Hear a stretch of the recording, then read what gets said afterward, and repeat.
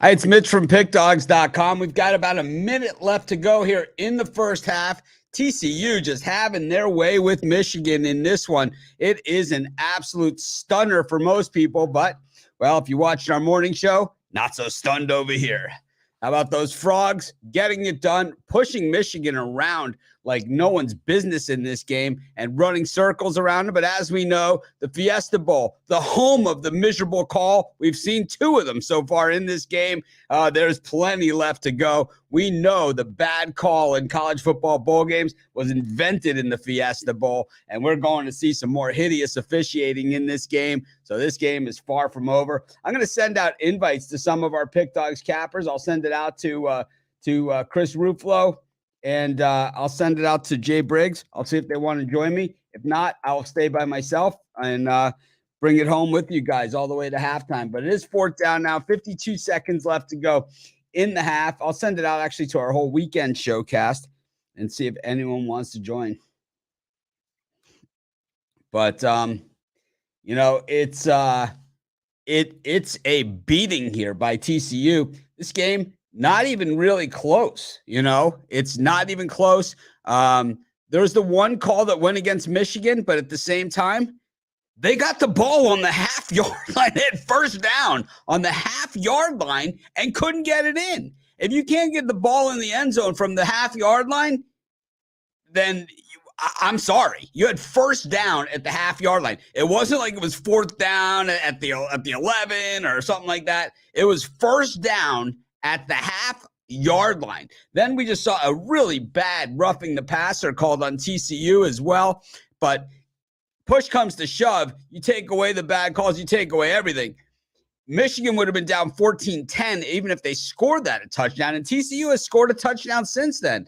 This one is all Frogs, and as I said on the morning show today, Michigan is one of the more overrated programs in all of sports. They have more championships that have been given it to them, than they've actually earned. They have half of a tainted championship in their trophy case to show for it. That's it. They've won one college basketball national championship that they did earn. Jay Briggs is going to join me here as we start to go. And I don't have my I didn't know anyone was coming. I'm glad Jay is here. Hey, welcome. What's up? I was just chilling and I seen you came. I was like, well, shit, let me get up. I don't know, Jay. It just seems like someone's getting their ass kicked in this game. What do you think? I think this is an ass kicking. I think TCU can play some football. I think Michigan. Well, we know there's two halves of a game, and we also know that the worst calls in the world happen in the Fiesta Bowl. We also know TCU gets the ball to start the second half, but we also know that the worst calls happen in the Fiesta Bowl. And I mean, we already saw some miserable calls. I was on the train to Negative Town. My wife stopped me, but I've seen it so many times in the Fiesta. And 35 seconds left to go. Can the Wolverines muster anything here? Because they're getting whooped. Yeah, they're getting handed to them right now, man. And the mistakes they're making are sure not helping. I don't even think it's trips I think they've made some mistakes, but and the fumble on the goal line, of course, being the big one. But outside of that, TCU is playing a game. How about the Philly special fourth down play call? Like that was that's just piss poor coaching that we're used to seeing from Michigan teams. So, you know what I'm saying? Michigan, they have nobody to blame but themselves. They even trying to bail them, too. That was a terrible roughing the Pacers get the win. Pacers get the win. Ding dong, the witch is dead to end the year. Jay's back in the win column and ready to start the year in style, man. It was like the crazy thing is he still has the winning record, even though he had a bad week. But that's all part of handicapping. We got all the way until May or June in the NBA, sure. But so these are going to happen. Anyways, man, this is why you play the game. I mean, you go on Twitter and it was like, why is TCU even showing up for this thing? And it's like, they're that type of team. And look at this, a fumble here goes out of bounds. They get very, very lucky. That could have been another touchdown there for TCU. That could have easily been a scoop and score. I think Michigan's going to take a knee here. after that. This is abuse, because what they said at the beginning of the game, it's like if TCU lines up in the 3-3-5, that just shows that they're faster, but Michigan is much bigger than them. But it certainly doesn't look that way out on the field. You know, TCU is more than holding their own. They're definitely can run with these guys and they can hit with them. But as we know, there's 2 halves to every game, and there is some miserable officiating on the way in this game.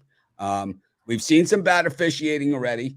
This is the type of game, and, you know, I said it on the morning show, so I'm being consistent here. These are the games where the guys never referee a game ever again after the game. It's always the Fiesta. It's always the Fiesta where it happens. Yeah. It is the robbery in the desert, robbery in the desert 2, robbery in the desert 3. That's what they call them, these games. And, you know, so something happened here. My TV froze. Michigan. I was watching in my living room. I got to pull it up right here. Looks like something good happened there for Michigan. Oh, they're showing that play again. Yeah, Joe, that rough in the pass. I have Michigan, and that was a terrible call. Well, you know, I thought it was a Michigan touchdown there. You know, the refs, I think so too. Yeah, but the refs, they have this, and, you know, it went to replay and all those things, and it was like, you know, regardless, they had the ball in the half-yard line, first down, behind that Michigan offensive line and that Michigan running game, and this Michigan. This is the real deal, Jay. Colorado State wasn't freaking available this week to play at the Big House, and that's the only reason Michigan showed up for this game, because those are the only games that they play, man.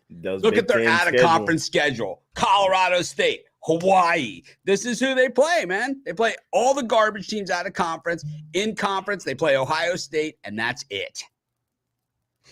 Yeah, I agree. TCU did go through the gauntlet this season. They're not a fraud, 12-1. Started the season ranked 65th, and here they are. Go through the gauntlet, man. They did go through it. They're calling defensive pass interference on that one. Here we go. The Michigan guy had the TCU guy around the neck by the throat. The TCU guys are like, what is this? You know? So what they're trying to do is, with 5 seconds left, is Michigan's got the killer kicker. I mean, this guy is he's NFL, you know. He's going to be kicking for some NFL team next year. He is really good. So they're bringing on here. More than likely, this is for a Fiesta Bowl record field goal. This guy is really, really good, but he's only 3 of 7 from 50-plus yards, only 54. Wow, that's surprising, because he's so accurate from inside of that. This one is going to be 59, and TCU says, go ahead and kick it. Oh, they called the timeout. He missed it. He didn't have the distance. And that's got to be concerning, because now what you do if you're TCU is you put that wide receiver, that kick returner who they have that's really, really good. You put him all the way back there, and I think Jay's frozen. You put that kick returner way back there, and you let him have at it. Anyways, Jay's frozen. I'm sure he'll be back. There he goes, and now he's back. Yeah, I don't know what happened there. Well, they called timeout is what happened, and I think I'm advocating for TCU to put that kick returner back there, because that looks short, that field goal right there. And when you put the kick returner back there to return it, normally they have a lot of room to operate, and TCU has a really, really good kick returner, because it's not like a kickoff where everybody's running downfield and you have the walls and everything. Everybody's spread out. Yeah, everyone's kind of right there, packed in tight, and if you could hit that corner, it is a touchdown. If you have the right guy. So TCU calls timeout again. That one would have been good. Oh, wait a minute. It is good. So that's it. 21-6 at the halftime. TCU up by 15. They get the ball to start the second half. We'll look at these second half lines. I have TCU money line and with the points for the game. That's the disclaimer. Jay, how about you? I'm laying it with Michigan in this one. So what are you laying? 8? I got 7.5. I got 7.5 with Michigan. So let's see what we got here. Faded my Texas boys today. But TCU has been a team that you haven't really liked all year. Yeah, you've missed the boat on the Frogs. I have. And I've been on the Frogs a ton this season. So it's like they've been my guys. I like teams that generally earn it. That's my style. I'm from Miami, and our Canes, we never start the season ranked number one. All those championships never started the season number one. And we always have had to earn it. Miami's always been the type of team that they got to win every game in order to win the national championship. They lose one, they're out. And, meanwhile, Alabama only one time has ever run the table, with Nick Saban. One time has Nick Saban ever run the table. How about that ass kicking earlier, man? Oof. That was so good. Once in college football or NFL football and any football, once you get up by a certain amount, then the game plan goes out the window. It makes it basically, it makes a runaway happen. We've seen the Cowboys do it twice this season. We also saw them, barely beat the Texans, right? Yeah. So it's like it happens. But TCU is plus 7.5 here. The total 27.5. My guess is that TCU is going to try and slow the ball down, but we're going to see a lot of penalties here. Michigan can't really stop them consistently.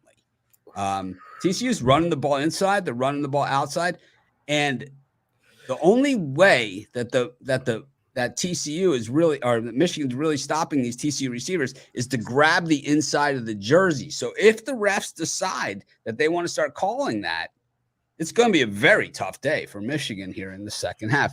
TCU is plus 270 on the money line here for the Frogs. If you guys have picks, by all means, tell us those in the comments. I would love to see it. This is rigged. Believe me, if it was rigged, Michigan would be up 56-0 if it was rigged, because they are a much bigger and more expensive TV audience than TCU is. 7.5. Because Jay lives in Texas, and TCU is like 8th most popular college football team in Texas.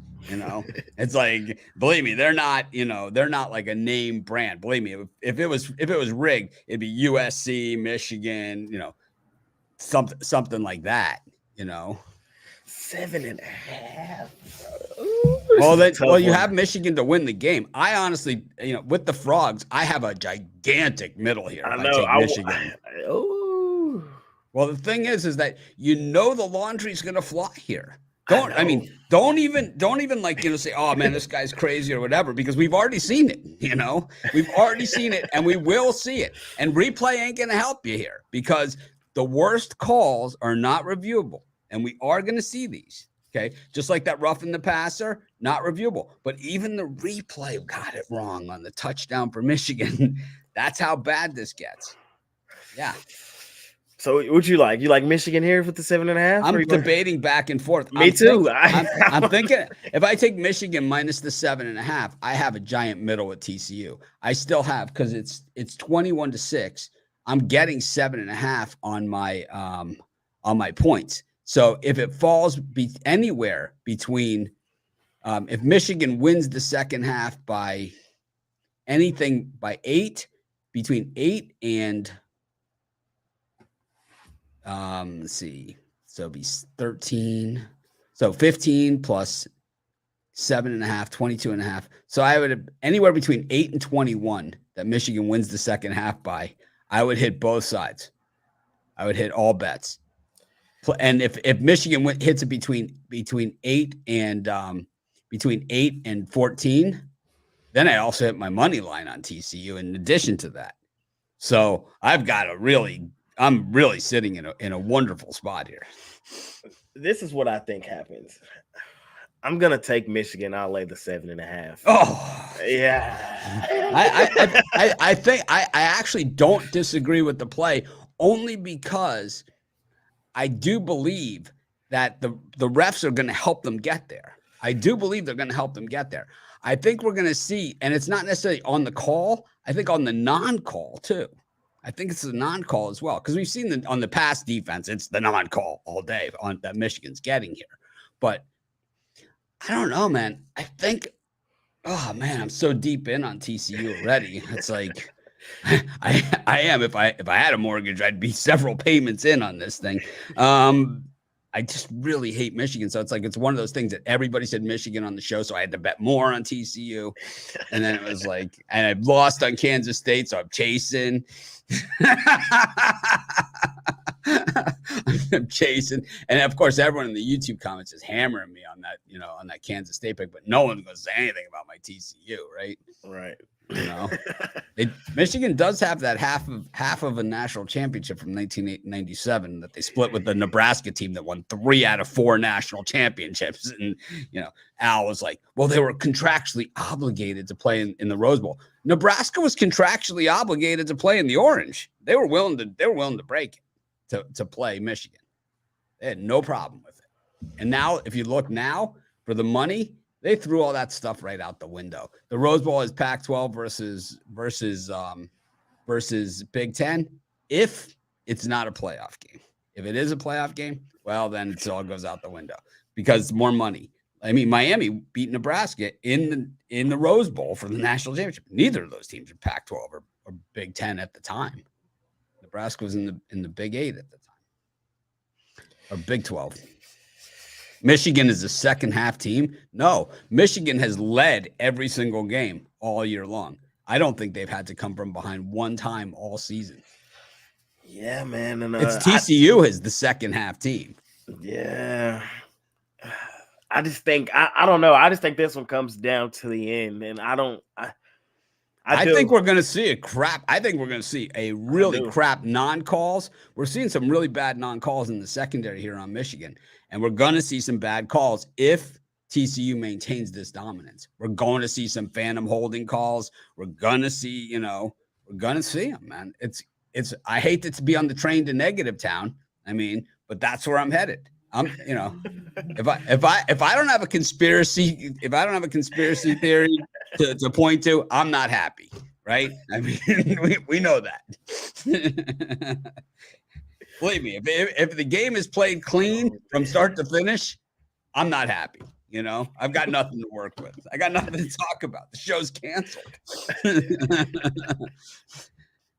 I think for the Michigan team total is 17. In order to get home on this thing, they're going to need to score at least that. There's pressure on the over on that, and there's also pressure on the over on 27.5 for the second half. I could see the over on the 27.5. We've seen some pretty big plays here. Joe Kavanaugh, who I went to college with, +9. He took TCU. Yeah, man.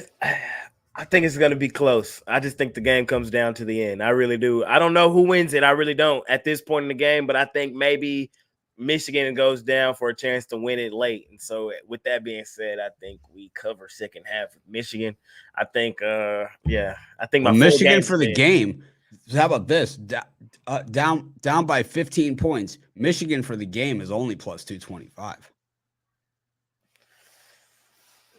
And TCU gets the ball to start the second half. And Michigan really hasn't stopped them. They really haven't.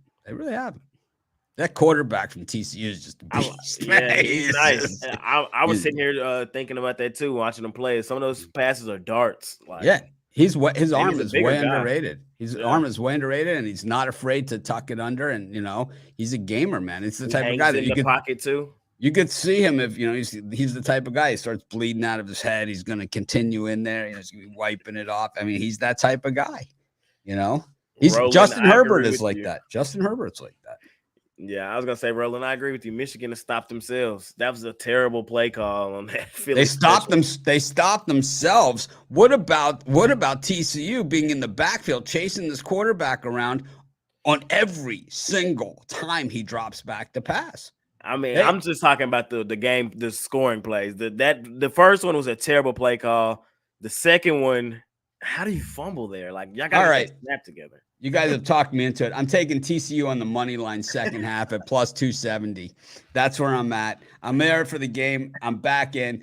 You know what? I don't care. I'm probably going to be on the train to negative town, and that's where I'm going to be. I'm going to end 2022 in a pile of resentment. I realize that because I'm going to get screwed. I already know it, but I don't care. I just think that Michigan is just such a fraud. They're the Toronto Maple Leafs of college football. Like I said this morning, I just believe that. I mean, they're a team that has never won anything. I mean, I'm old as dirt.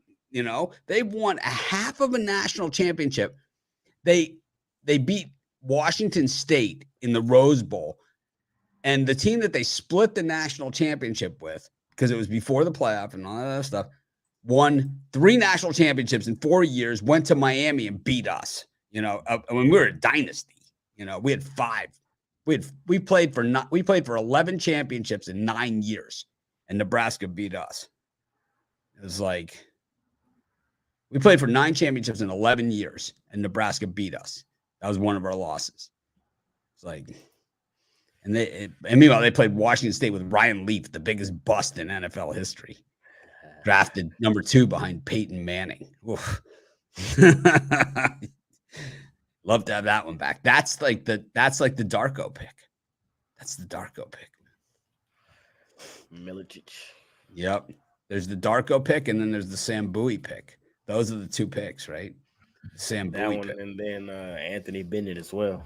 Yeah, but Anthony Bennett was in a draft that nobody else was good that got picked. Sam Bowie, the next pick was Michael Jordan. That's like to have that one back. It's like we'll take Sam Bowie, we'll take Michael Jordan. And it's like, okay. I mean, the year that the Bird and Magic came out, Magic and Bird both got drafted 1 and 2, but it wasn't like Peyton Manning, Ryan Leaf. It's like, oh man. But TCU money line second half. That's where you're at. Yep, plus 270. Yep. Why not? I feel you. I'm sticking with Michigan, man. Zach Wilson is not the biggest bust ever because he was drafted 3rd or 4th, but Mitch Trubisky was drafted 2nd overall, and the Bears traded way up. They traded tons of players to get that pick. Ryan Leaf was a 2nd overall. I mean, there's way bigger bust than Zach Wilson. Way bigger.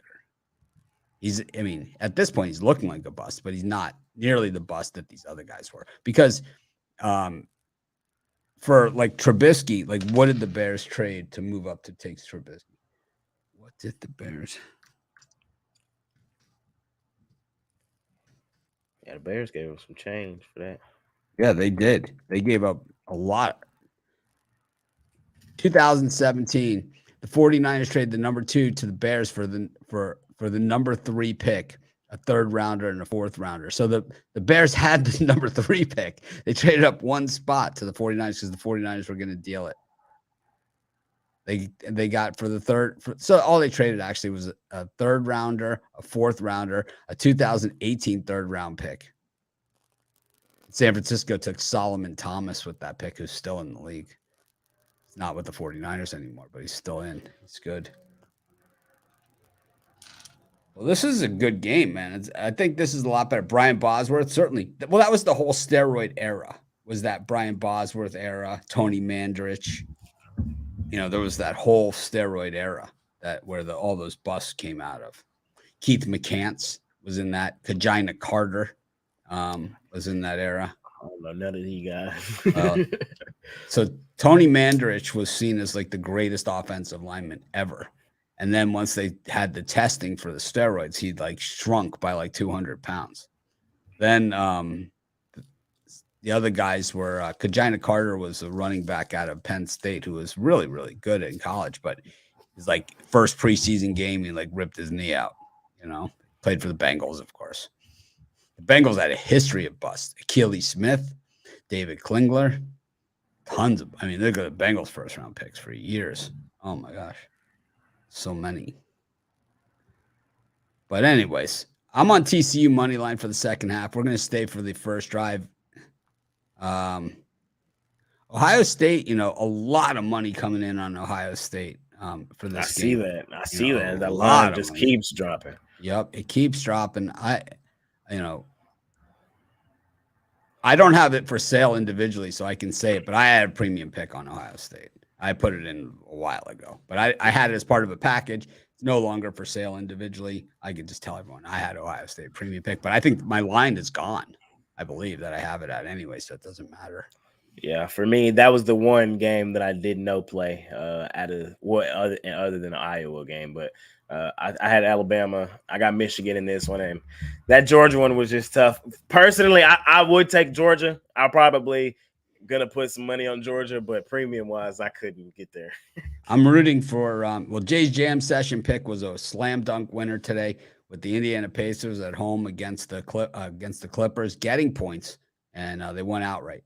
So he had, I think he had the Blazers yesterday, right? That was, oh my Yeah. God, that was that was the one where it's like you're in a losing streak, and it's just like, how does this even happen? You know, it's like Steph can't even move, but he's up off the bench, chest bumping everywhere. Right? It's like he's not well enough to play, but he can do a full speed chest bump with Draymond. You know, Right. it's like what is you know? It's like, That helps the shoulder. yeah, the doctor's gotta be. What are you guys doing? Yeah, man.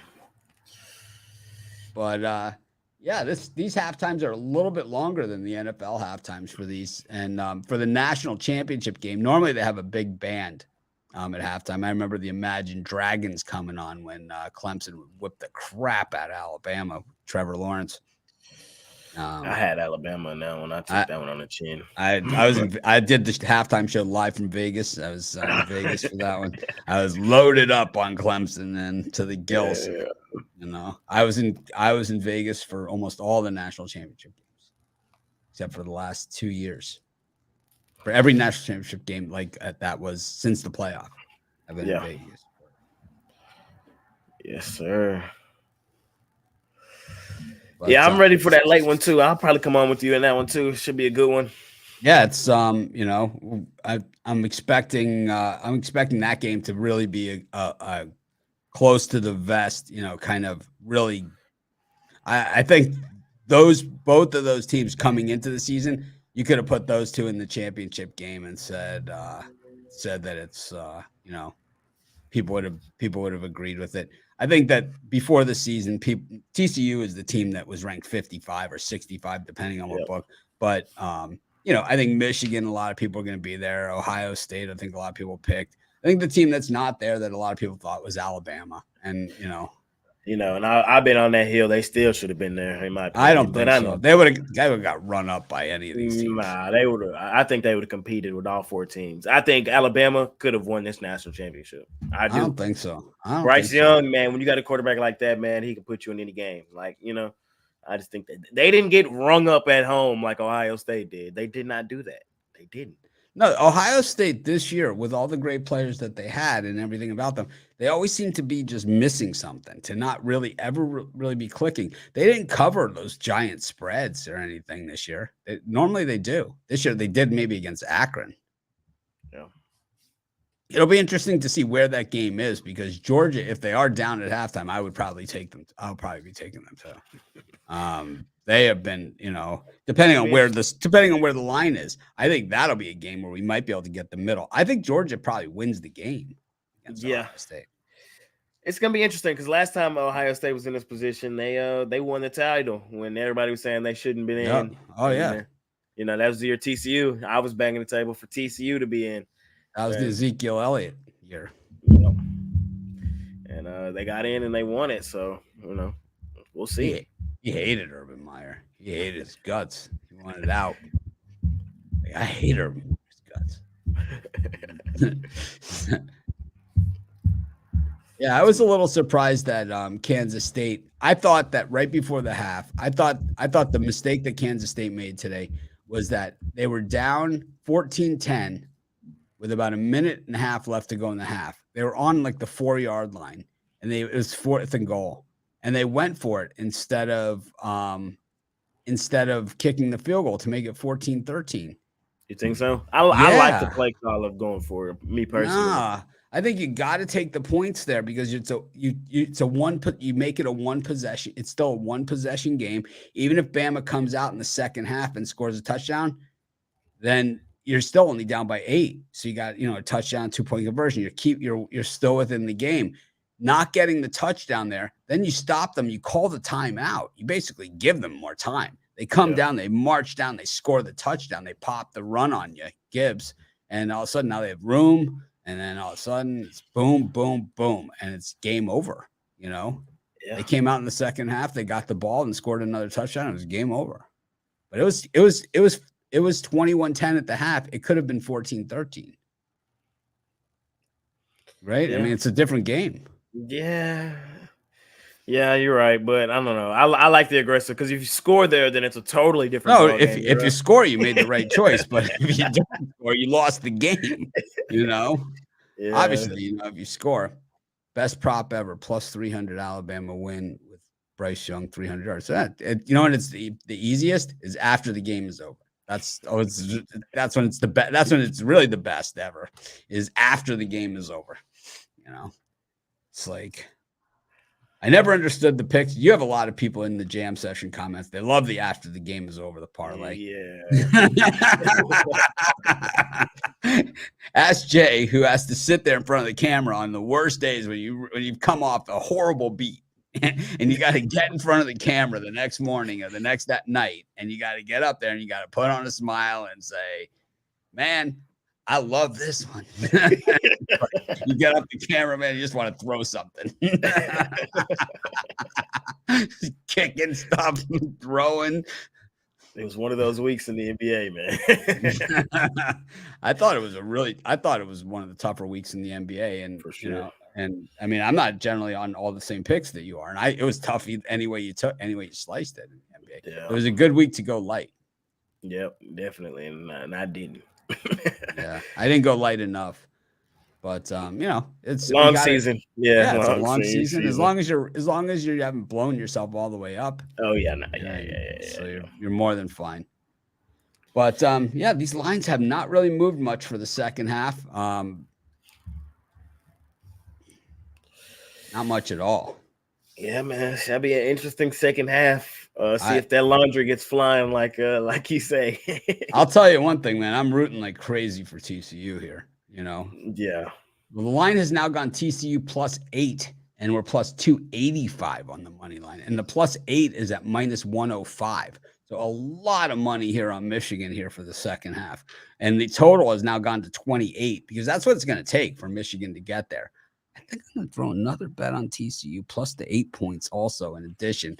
And my safety will be that over.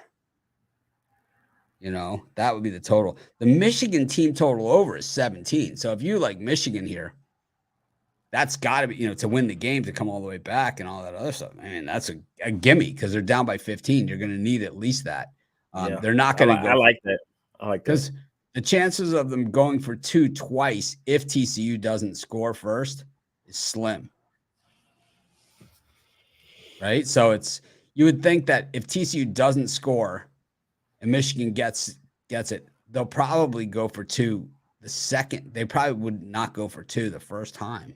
Maybe they would. Who the hell knows? They went for it on that and ran that Philly special there instead of kicking the field goal. Terrible. I think in the big games, I think in the big games, man, you take the points, you play it close to the vest. You saw what Nick Saban did. It was 4th and a half yard from their own 35. I'm punting, man. I ain't even thinking twice about it. I'm just like oh, maybe he'll go for it and go for the jugular. I'm like, it's Nick Saban. He ain't going. He does not do this. He's not looking at the math or charts or anything like that. He's like, I'm punting, man. I do not care. I'm not giving them the ball right here and letting them all of a sudden get a spark. It's like, I've seen it before. Well, they kicked off the second half and the ball is out of the end zone. So TCU will be starting at the 25-yard line. Some weird kickoffs in that Alabama game. Also in the Pitt UCLA game, there was weird kickoffs. This game is in a dome, so we're not going to probably see that type of stuff here. The Sugar Bowl, though, was in a dome, and I think it was just the way the Alabama kicker was doing it, where it just really did a nice job. They probably practiced that. Anyways, I love these stand-alone games. TCU's just picking up right where they left off, and just a 15-yard run, quarterback run, right out of the gate, setting the tone here. And Michigan, you would think that maybe they would put somebody on this guy at this point, because if they didn't cover this and the halftime stuff, they're not going to win this game. I'm feeling good about my 270 here. All right, let's see what you got. Except for the laundry, I was looking for the flag. They go with the handoff here. Now, this running back that he handed it to, this is the guy that had the knee injury in the first half. He got on the bike. He winced in pain, and he is definitely hobbling as he gets up a little bit gingerly there. Yeah, they're showing it. I don't know what that is. Those rubber bands you put on your knee, that ain't going to help. What the hell's that? I could see Dick Butkus putting that on and be like, what the hell is this thing? Back to pass, that swing pass, and it was just a bad throw there. I think Miller is hurt. I think you got to get him out of there. He's not helping you. Yeah, he's more of a detriment right now. Yeah, he's not helping, and they're taking him out now. He's not full speed. He's not ready for the contact. Now we have 3rd and 8. This is a big play for Michigan to get TCU off the field, but TCU did have that 15-yard scamper, so they're going to be punting from pretty good position if they do punt, but they've converted a ton of these today. Anyways, Duggan back to pass. Receiver stacked to the left. Duggan goes back to pass. Pass interference like crazy. He was about 10 minutes too early. They do not call it. And TCU is punting. I mean, how is that not pass interference? I don't know. How is that not pass interference? That's good D. Oh, my God. Here's the close-up of it. And, he's a little early. I think we'll give it to him. TCU going to punt here. So it's not quite 3 and out. It's 4 and out. We'll stay here with it. They missed the punter on that. He just fell on his own. Michigan fumbles the thing. They're going to call kick catch interference here on TCU, even though he didn't touch him, and they're going to call it on them anyway. And my wife's standing in the doorway saying, "We're not turning to negative town here." Well, because we know it's coming. He didn't even touch him. He didn't even touch him. He did not even touch him. Oh, yes, he did. It was a love tap. Yeah, you got to give my guy some room. It was a love tap. So what are they going to do here? Do they give Michigan the ball at the TCU 10? I mean, this is generally what the way these calls work for Michigan. What they've done, the penalty is they've wheeled TCU off the field and they brought in Hawaii to finish the second half against Michigan. Since then, that's the type of stuff that they do. We'll see if Michigan has changed the offense a little bit here for the second half. Now, this play was effective, and that's exactly the same play that we saw. It's a run for -3 yards.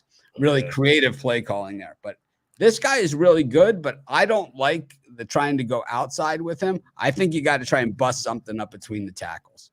Try and catch them in a blitz, bust it up between the tackles, and that's how they got that first run of the game on him. It's like TCU was a little bit high strung, the adrenaline, and they popped it open and he got through. That's their best chance because that play, TCU is too fast for them. I thought coming into this game that Michigan was the better team in the trenches, and I thought that they were going to try to establish the run, punch them in the mouth. But like you said, they're running a lot of stretches in this one, outside zones. Michigan completes a nice pass there for a first down. That receiver was wide open. This is the guy that would have had that touchdown. You got to spin that inside, though. The guy from that inside at 6. The guy from Honolulu. They all come from the same high school in Honolulu, St. Louis High School. That's where Tua is from. Marcus Mariota. The guy on Dylan Maybe Gabriel. Playing good football out there in Hawaii. Well, they do it at St. Louis High School. That's where DeForest Buckner is from there. They have, believe me, they have a lot of good guys. So do those guys typically grow up there? And yeah, they're like a lot of them are Islanders, which have like very, very large framed people. Interesting. Well, there's a big catch by Michigan. They get inside the 5-yard line here. Let's go, Michigan. We know what typically happens here. So let's go, Michigan. All right, we got to score in the red zone, Michigan. We can't be clapping and all that because we done been down here 3 times and ain't scored yet. So I'm not celebrating until we in the end zone. I think it's going to be pretty tough sledding in here inside. It has been all game, so I mean, I believe it. Wow, he never really hit the ground, that receiver. The whistle did blow, but he actually never was down. Another terrible red zone call for Michigan. Well, this is what they do. They think that they can impose their will, but it's really not working.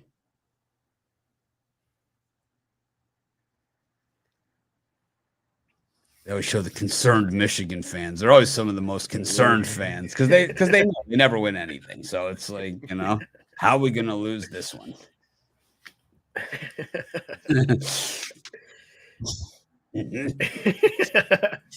Yeah, she looks stressed. Wonder what she has on the game. Second and goal. Probably the quarterback's mother is usually the way that works. Yeah. Except for Bryce Young's mom. She didn't seem to have a worry in the world. Michigan tries a run again. Ineffective. They get about a half a yard on that one. So far, it's 2 plays here since the big catch. They've gotten about 2 yards since then. Like I said, I'm not celebrating until they get in the end zone. We haven't seen them get in there yet. They've been down here 3 times. Well, this is the equivalent of a 2-point conversion here. They're exactly on the 3-yard line. So this is the same as a 2-point conversion. Michigan must have a million plays drawn up for 2-point conversions. My guess is we're going to see one here. The most effective play on this 2-point conversion is always the quarterback rollout and then the guy kind of taking a pattern towards the sideline. You cannot defend it if the ball is thrown correctly. I don't think they really got one. I think they. Oh my God! Oh my God! That had to hurt. That had to hurt. That's what you call getting lit up.